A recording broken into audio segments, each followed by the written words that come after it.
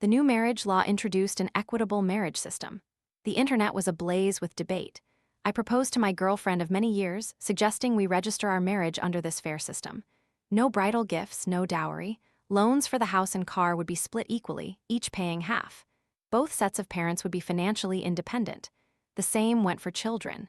We'd have 2 kids, one taking the father's surname, one the mother's. All post-marriage expenses would be 50-50. On the day we went to register our marriage, a man burst out of the civil affairs office, screaming at the crowd, "Don't go for AA, don't go for AA, don't." I scoffed. Where did that lovesick fool come from? Embracing absolute AA marriage, a new era begins with me. My girlfriend, Mia, and I met at our university club. She was confident and beautiful. I was outgoing and handsome. We were instantly drawn to each other. After a few interactions, we naturally fell in love. On every date, though I'd offer to pay, she would always insist on sending me back her share. I didn't want to accept it, but she was so firm, I truly couldn't refuse. Thank goodness I met Mia. She wasn't just beautiful, her personality was also gentle and thoughtful. What was even more precious was that her values were perfectly aligned, but I was no less. I wasn't abusive, I didn't gamble, and I wasn't a playboy. Plus, I was handsome. Mia was definitely getting a good deal. All my friends were envious of me, especially my roommates. Their girlfriends were a constant headache, always causing trouble. Every holiday, they'd demand expensive gifts and throw tantrums for no reason. On dates, they never offered to pay, only thinking about taking advantage of men. One roommate's girlfriend even demanded an 88,000 yuan bridal gift. Wasn't that just setting people up for failure? Did they not realize what a huge burden 88,000 yuan was for a family? It was practically selling off their daughter. Compared to them, Mia was an angel. She said she supported the new era of AA marriage. No bridal gifts, no dowry, equally split loans for cars and houses, both sets of parents independent, and a completely equal life after marriage. Children would take one parent's surname each. In an age full of gold diggers, I had finally found a good woman. I was determined to marry her. After graduation, I joined an internet company as a programmer, earning 8,000 yuan a month.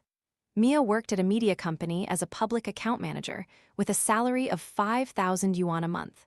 Once our careers stabilized, we discussed marriage. Mia also had the same intention.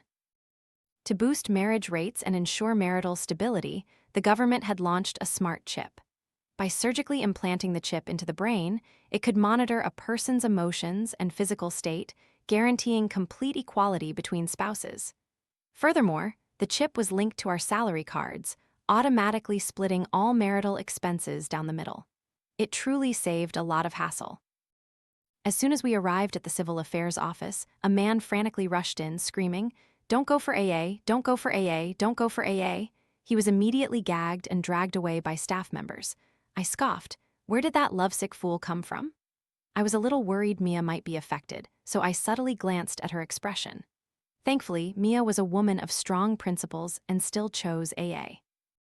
The AA Marriage Smart Chip was free, a government welfare initiative to increase marriage rates. It had only been launched a few years and had received no negative reviews. No woman had expressed dissatisfaction with it. After receiving our marriage certificate, we were ushered into surgery. By the time we woke up, 3 days had passed. After the chip implant, I shook my head, feeling no difference. The only change was a new app on my phone, linked to our genetic code, allowing text or voice interaction with an AI. The house and car we bought simultaneously were both financed by loans, with each of our families contributing half. Our wedding was simple but cozy. Mia was busy entertaining her friends and relatives. I stood alone among my own family, feeling a bit awkward. After all, at a typical wedding, the bride and groom greet guests together. We had agreed to split the wedding expenses, but each would keep their own monetary gifts, so her actions were reasonable. Seeing her happily chatting with her friends and relatives, my side of the family started to murmur. Several gazes fell upon me, making me feel utterly uncomfortable. I tried to act as if nothing was wrong, walking over to Mia's side to greet guests with her.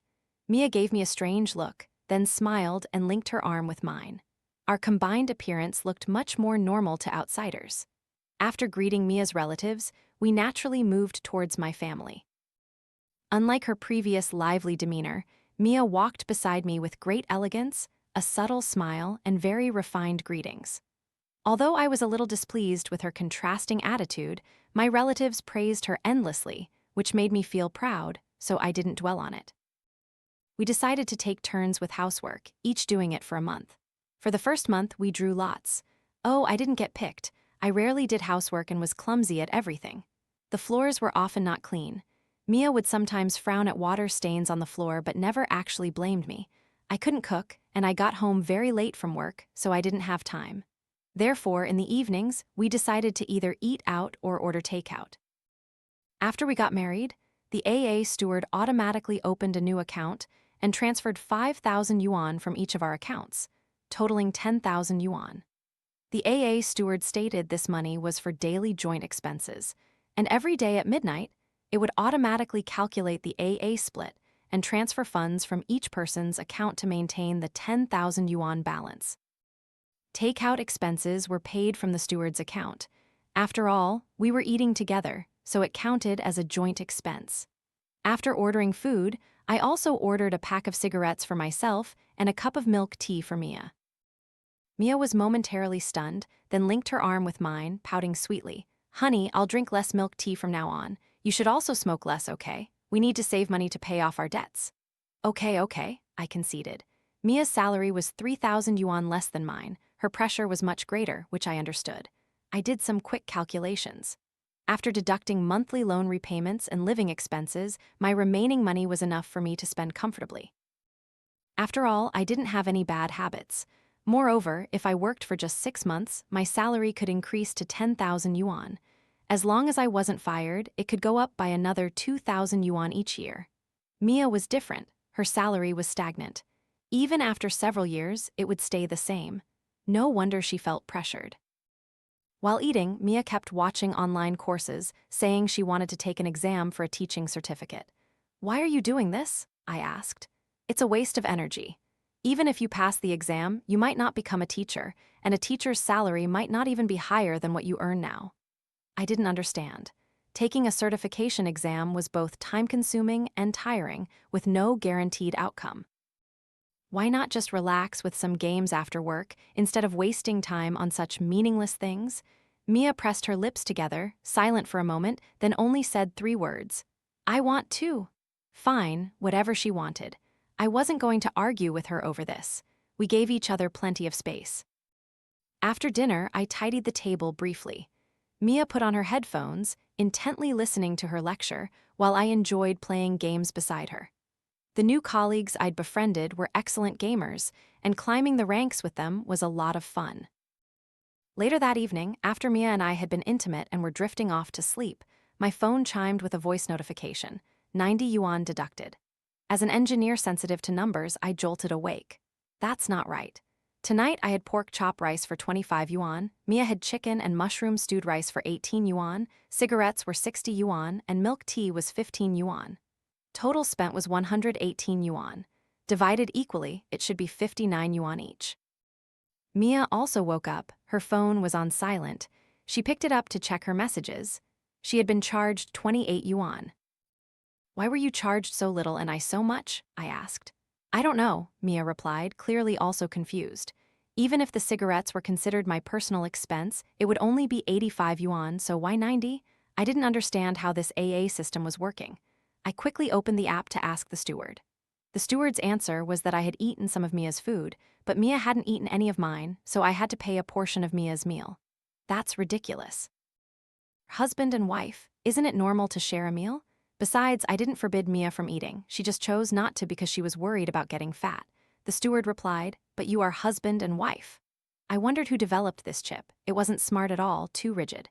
Mia, seemingly deep in thought, let out a sigh of relief and lay back down to sleep. I just had to accept it. The AA steward's program couldn't be changed. I could only remind myself to be more careful in the future. The next day, I drove to work. Mia's company was in the opposite direction from mine, so she took the subway. I suggested we each drive for a week. Mia, however, said her company had a direct subway line, which was more convenient than driving. I didn't mind. I had to transfer lines on the subway. Driving was indeed more convenient for me. At the end of the month, for loan repayments, I paid for both the house and the car, totaling 3,564 yuan. I asked the steward again, "What's the reason for this? Did the shared car also incur extra charges based on usage?" The steward replied, "The monthly car loan payment is 2,880 yuan, which is 96 yuan per day or 4 yuan per hour. Sir, you use the car for 12 hours each workday, equivalent to 48 yuan per day. For the remaining 12 hours, you and Ms. Mia share the 48 yuan. Your total car loan payment per day is 72 yuan. This month, you worked 26 days and did not use the car for 4 days. Your car loan payment for these 26 days is 48 yuan per day. Your total car loan payment for this month is 2,064 yuan. Your house loan payment for this month is 1,500 yuan. The total loan repayment amount is 3,564 yuan. This is unfair. I slammed my finger on the screen. This is a shared car, she just chooses not to drive it. I only drive it for work. The steward says Ms. Mia pays for her own commute. Logically, I understand she prefers the subway, that's her choice. But the car is shared. She owns half of it too. Why do I have to pay the lion's share? Sometimes I really wanted to complain about this software, but I couldn't find a complaint portal. It deducted money automatically, and it couldn't be canceled without divorce. I couldn't even unlink it. This month, it was Mia's turn for housework. Her company didn't have overtime, so she finished early and had plenty of time. Mia was meticulous and thorough. When I got home, the house was clean, tidy, bright. Dinner was already on the table, cooked by Mia herself. She hadn't wanted to eat takeout for a long time. "Wife, you're so capable, this food looks delicious." I gave Mia a tight hug. Mia's reaction was lukewarm, seemingly uninterested. I just thought she was tired. Women truly had an innate talent for cooking. The simple dishes she stir-fried were incredibly tasty. I ate 3 bowls of rice. If I could eat my wife's cooking every day, that would be wonderful. "It would be a waste of your skills not to cook," I praised her sincerely. "Oh, really?" Mia replied somewhat indifferently, watching her online course while eating. Seeing she wasn't paying attention to me, I also felt discouraged and scrolled through short videos. After dinner, Mia voluntarily washed the dishes. I showered, tidied up, got ready to play games, and then went to sleep. The next day, when I saw the deduction notification on my phone, I felt utterly confused again. In the expense details, there was an item for labor fee, 25 yuan. I asked the AA steward, "What labor fee? We don't hire anyone to work at our house. This deduction is completely unreasonable." The AA steward replied, "Because you did not cook at all last month, cooking cannot be included within your marital AA scope. Ms. Mia's monthly salary is 5,000 yuan. After deducting attendance bonus and allowances, her basic salary is 4,400 yuan per month, equivalent to an average hourly wage of 25 yuan. Cooking, grocery shopping, and washing dishes take a total of 2 hours. Therefore, you both need to pay Ms. Mia 50 yuan, meaning 25 yuan per person. This amount will be directly transferred to Ms. Mia's account." As soon as I saw the grocery bill was a few tens of yuan, I knew it wasn't that simple. I ate a lot. According to the AA steward's habits, I would also pay the larger portion. Including the labor fee, I'd rather just order takeout. "Good morning, hubby. What do you want for dinner tonight?" Mia, who I didn't realize had woken up, looked very cheerful. "Something simple, just make something easy, don't spend too long, it's tiring," I replied casually, then got up to wash my face. The sink had been wiped sparkling clean by Mia, looking brand new. "She really is diligent," I mumbled. "This spot is hard to clean. I've never wiped it once." Mia cooked every day, constantly changing dishes, usually 3 dishes and a soup. Both our palates were well catered to. Although the expenses were a bit higher, Mia's cooking was truly better than outside food. At the end of the month's settlement, in addition to the increased car loan payment, I had another expense of 340 yuan, again listed as labor fee. Hadn't the cooking fee been settled daily? I asked. Where was this deduction from? The AA steward replied, "Ms. Mia's total housework time exceeded yours by 8.5 hours. The hourly wage for housekeepers in the city is 80 yuan per hour, so a total of 680 yuan must be paid to Ms. Mia, meaning 340 yuan per person." "That's wrong," I typed again. "Why isn't it calculated based on Mia's hourly wage?" The AA steward replied, "Housework is not Ms. Mia's primary job.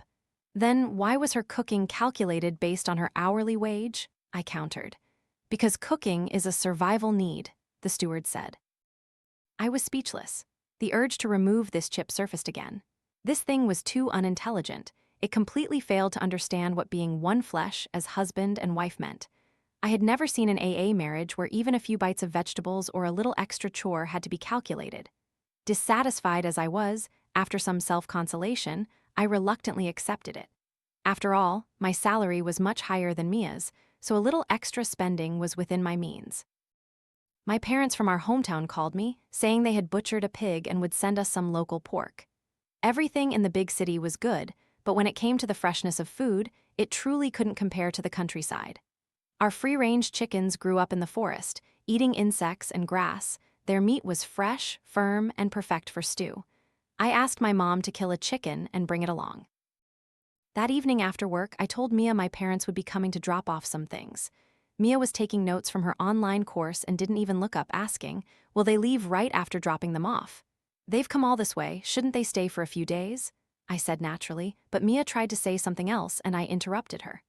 All right, my parents are healthy. They don't need your care," I assured her. "They'll just stay for a few days. Isn't the guest room empty?" "You don't even need to clean it." Mia pressed her lips together, swallowing the words she wanted to say. My parents arrived on the weekend, which was perfect as we both had days off. I dragged her to pick them up with me. Mia didn't want to go, but I forced her. If my parents knew she stayed home and didn't come to greet them, they'd definitely say she was ill-mannered. "Uncle, Auntie, you've brought so much. Are you tired from the long journey?" Mia saw them from afar and ran to greet them, her earlier sullen look replaced by a gentle smile. This was also one of her strengths. She never showed her displeasure in front of others. "Jason, come quickly, help Uncle carry these things. They're too heavy." Mia waved me over to help. When we got married, we agreed not to change our terms of address. We'd call each other's parents Uncle and Auntie. Back home, I routinely called for takeout. My mom, astonished, stopped me. "What are you doing? Do you two eat takeout every day? Don't you cook?" "Mom, you know I can't cook." "If you don't know, then Mia can, or you can learn. How can you eat takeout every day?" My mom thought takeout wasn't clean and never wanted me to eat too much of it. Mia and I agreed to take turns with housework each month.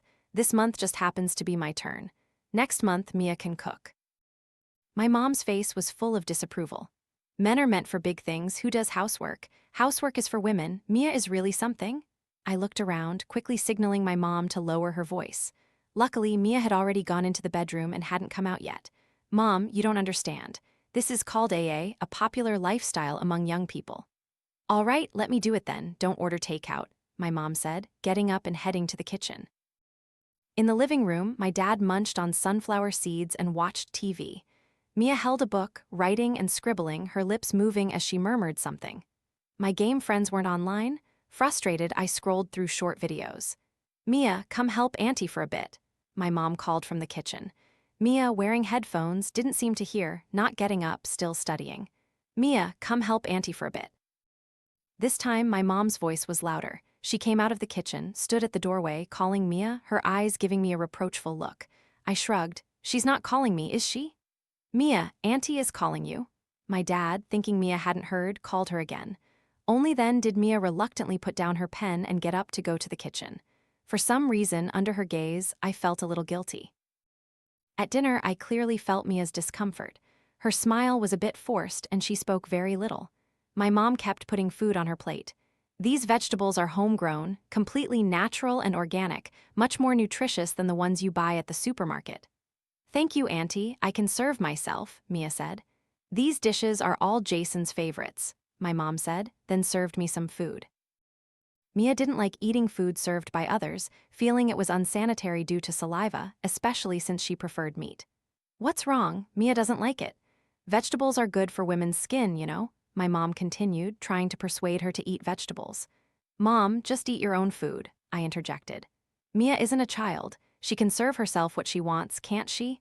Besides, there's saliva on the chopsticks. Isn't that unhygienic?" Not only does Mia not like it, I don't want to eat it either. Both my parents' faces stiffened. My mom mumbled, "I only meant well." I saw Mia shoot me a glare. The meal was eaten in a somewhat heavy atmosphere. After dinner, just as I was about to clear the table, my mom snatched the bowl from my hand. "Let me do it, you go rest." I nodded. It had always been like that back home. I didn't see anything wrong with it. Seeing this, Mia picked up her book and went into the bedroom. Witnessing that, I couldn't help but shake my head inwardly, thinking, women really are calculating. They won't endure even the slightest disadvantage. My mom clattered dishes in the kitchen, and the noise gave me a headache, especially after the slight argument. I felt a bit annoyed. "Mom, please be quieter, don't break the dishes." I didn't quite catch what my mom mumbled, but the noise eventually subsided. My dad glanced towards the bedroom and said to me, "This Mia isn't very considerate." I shrugged, feigning indifference. "That's just how she is. Anyway, she didn't demand a bridal gift from our family, so we're not at a loss." My dad pressed his lips together, eventually saying nothing. My parents stayed for 7 days. During these days, Mia left early and returned late, not eating at home. At the end of the month's settlement, my house loan payment was deducted 1,675 yuan, while Mia's was only 1,325 yuan.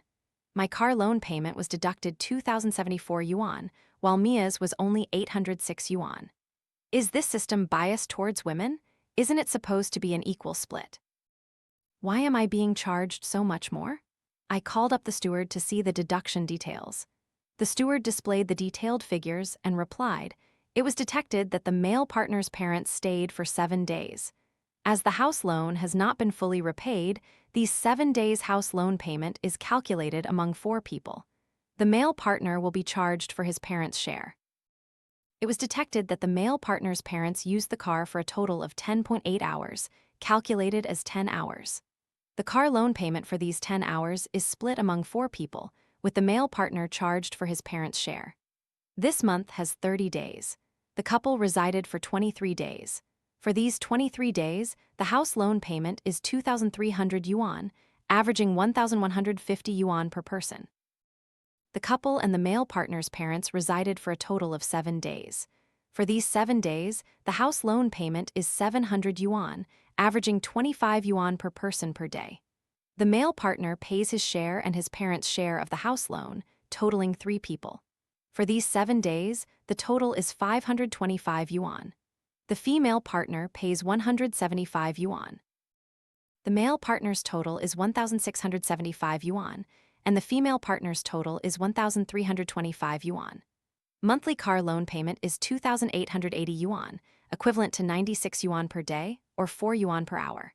For workdays, you use it for 12 hours, amounting to 48 yuan per day. For the remaining 12 hours, you and Ms. Mia share 48 yuan. Your total car loan payment per day is 72 yuan.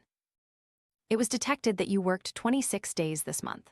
For these 26 days, the male partner must pay 1,872 yuan for the car loan.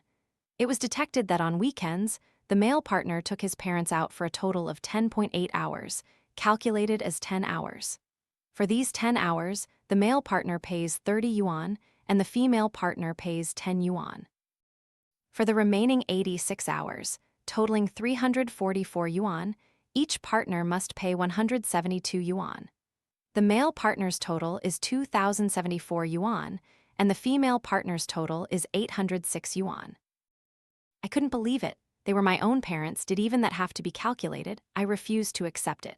We bought the car together. Even if I used it, why did Mia pay so much less? Was this still called AA? Wasn't this just treating me like a fool? I couldn't even remember how many times I'd protested. This system was clearly biased towards women. The developer must have been a woman, bringing her personal agenda into her work. How hateful. Sooner or later, I'd expose her. Faced with my questions, the steward simply replied with a cold string of text. This system adheres to the principle of absolute AA, absolute fairness, and impartiality. I had to accept it. On the day we registered our marriage, the staff had said the chip couldn't be removed without divorce. To be fair, Mia truly was much better than those gold-digging girls. She didn't demand a bridal gift or dowry. I didn't want to divorce her. I closed my eyes, took a deep breath, feeling weak, foolish, and resigned. Electricity and water bills were paid once every 6 months. Mia being charged 200 yuan more than me was unexpected. The steward's reason was that Mia used slightly more water and electricity than I did, which made me feel a little better. At least I wasn't always the one paying the larger share. Life went on, but we still didn't have children. I was a bit worried. Mia, however, seemed unconcerned. I remembered our premarital health checkup. It hadn't said she couldn't have children. Could it be that they just didn't detect it? We'd initially agreed to have 2 children, 1 for each of us. If Mia couldn't give birth, that wouldn't do. The night after we were intimate, I hesitantly brought up the topic of children. Mia leaned against me, scrolling through short videos, and casually replied, "Oh, because of the AA system, we can only conceive 2 children simultaneously." Twins at once? That's right, I immediately understood. If they were born at the same time, we wouldn't have to worry about whose surname they'd take first. I'd heard pregnancy was tough, and I wasn't a heartless man. Thinking of this, I hugged Mia and gently said, "You'll have it tough."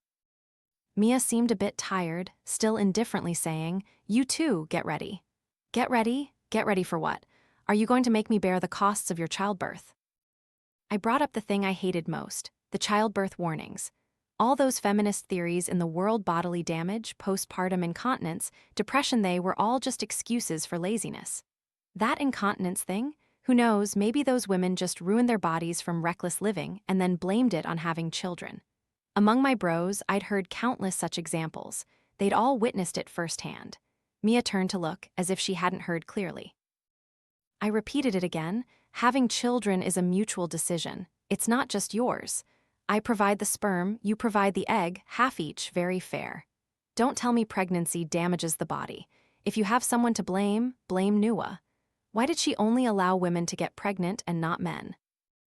After hearing my words, Mia angrily pushed me away. She seemed about to scold me, but then thought of something and her words changed. "Didn't you read the AA marriage rulebook?" It was called a rulebook, but it was really just 2 sheets of paper. I remembered the staff indeed gave me something like that, which I casually tossed away like scrap paper. It was probably just some empty platitudes about loving each other. Mia's expression now suggested there was something in the rulebook beneficial to women, like mandatory demands for the male partner to cover childbirth expenses. Thinking of the child yet to be born, I swallowed my pride and pretended nothing was wrong, coaxing her. Okay, I've read it. When the time comes, you won't need to pay for the hospital fees. I'll handle it all right." "No need," Mia replied coldly. If she was going to be so proud, I was too lazy to persist. After all, she said she didn't need it herself. Before going to sleep, Mia suddenly said, "I don't blame Nua, I thank the country." I didn't understand what she meant at all. The next day, no one mentioned it, as if it had been forgotten. We continued living peacefully as before. Mia had also passed her certification exam and, in her free time, helped training centers record online courses, earning a little extra money. She was beautiful and occasionally shared her skincare and makeup routines online, attracting quite a few fans. Recently, I'd been feeling unwell, tired, sleepy, no appetite, and a bit nauseous. I suspected I was overworking myself. When I got home, Mia shared happy news. She was pregnant. After nearly 2 years of marriage, I was finally going to have my own child. I was overjoyed. Just as I was about to share the good news with my parents, Mia started throwing up. I also felt my stomach churn and vomited along with her. I finally realized something was very wrong. I questioned her, "Are we experiencing sympathetic symptoms? Does this mean I also have to go through your labor pains?" I was going insane. Why? How did this benefit her? It didn't alleviate the woman's pain, and it added more pain for the man. It truly harmed others without benefiting oneself. I seriously suspected the Civil Affairs Office had a spy. Although Mia wasn't feeling well physically, she was in high spirits, laughing as she told me, "You're not just experiencing labor pains, you're about to give birth." I closed my eyes and fainted. When I woke up, Mia was sitting beside me, scrolling through short videos, a gentle maternal glow on her face. Seeing me awake, she happily said, "I've already shared all the pregnancy advice with you. There's no need to be polite." Human joys and sorrows are not interconnected. I had completely lost any joy of pregnancy. My voice trembled as I asked, "What exactly is this AA system? What did the rulebook say?" Under the absolute AA system, husband and wife can only get pregnant simultaneously, with each person carrying their own child. If there's a divorce, regardless of who gives birth, the child will be entrusted to the party with better economic conditions who can provide a superior upbringing environment for the child. Men getting pregnant, what a huge humiliation. If this got out, how could I ever face anyone again? Mia, seeing my thoughts, comforted me. Don't worry, in the future, men giving birth will be normal. There's nothing to be ashamed of. Just relax. I felt she was incredibly callous. How could men getting pregnant be the same as women? Men who had never been pregnant would surely have a harder time. Due to pregnancy hormones, my morning sickness was severe, and I couldn't perform well at work at all. I didn't dare tell anyone I was pregnant, constantly distracted at work, paranoid that others were looking at me and mocking me. Every day, my work became a mess. The company warned me several times and finally fired me. Although they compensated me with N+1 month's salary, without a job, there was no income. Sitting idle and burning through savings wasn't an option. I wanted to abort this baby. Mia, however, said she wouldn't have any more children after this one. If she didn't give birth, I couldn't either. I wanted to divorce to cancel the AA system, but marrying normally would require a bridal gift and 3 pieces of gold. Now I was jobless, still had debts to pay, and the pressure was immense. I was torn. Mia seemed to read my mind and said, "Think about it. What woman would want to marry a man who has carried someone else's child, who has had an abortion?" "I don't know," I replied, utterly confused and heartbroken. I submitted many applications, but as soon as companies heard I was pregnant, they refused to hire me, assuming I was sick. It wasn't that I wanted to proactively disclose it. The AA system had mandatorily altered my resume, adding that note. My already meager savings were now completely depleted. Mia was also fired due to taking too much leave, but she could earn money from recording online courses. Her video account, though earning little, still brought in some income. Before, I always earned more. Now, it was the opposite. I asked Mia to advance me money for the house and car loans. Mia refused, claiming she had no money. The steward also warned me that if I couldn't make timely payments, my personal assets would be auctioned off. With no other choice, I could only turn to my parents for help. My parents were shocked to learn I was pregnant. They couldn't believe men could get pregnant in this world. It wasn't until I video called them that I saw my mother crying hysterically and my father scolding me as unfilial to our ancestors. In the end, they still transferred the money to me. After all, I was their only child. I refused their offer to come and care for me. To save money, I really didn't want to pay 3 times the loan amount. As my pregnancy advanced, I often felt breathless, my mood was constantly restless, and I felt inexplicably disappointed. My bulging belly made it impossible for me to sleep well at night.